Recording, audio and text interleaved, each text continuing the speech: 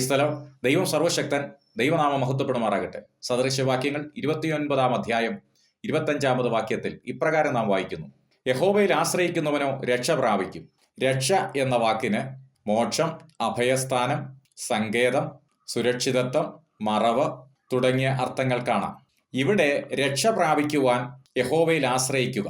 അതുകൊണ്ടാണ് സങ്കീർത്തനക്കാരൻ പറയുന്നത്, മനുഷ്യനിൽ ആശ്രയിക്കുന്നതിനേക്കാൾ, പ്രഭുക്കന്മാരിൽ ആശ്രയിക്കുന്നതിനേക്കാൾ യഹോവയിൽ ആശ്രയിക്കുന്നത് നല്ലത്.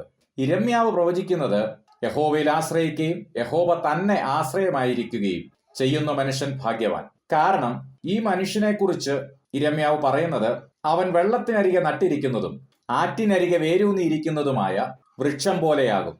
ഉഷ്ണം തട്ടുമ്പോൾ അത് പേടിക്കയില്ല, അതിന്റെ ഇല പച്ചയായിരിക്കും, വരൾച്ചയുള്ള കാലത്തും വാട്ടം തട്ടാതെ ഫലം കായ്ച്ചുകൊണ്ടിരിക്കും. എന്നാൽ മനുഷ്യനിൽ ആശ്രയിച്ച് ജഡത്തെ തന്റെ ഭുജമാക്കി ഹൃദയം കൊണ്ട് യഹോവയെ വിട്ടുമാറുന്ന മനുഷ്യൻ ശപിക്കപ്പെട്ടവനാണ്. ആയതിനാൽ യഹോവയിൽ ആശ്രയിക്കുന്നവരും രക്ഷ പ്രാപിക്കുന്നവരുമായി തീരുവാൻ ദൈവം നമ്മെ ഓരോരുത്തരെയും സഹായിക്കുമാറാകട്ടെ. ആമേൻ. ഈ വചനങ്ങളാൽ ദൈവം നമ്മെ ഇവരെയും അനുഗ്രഹിക്കുമാറാകട്ടെ.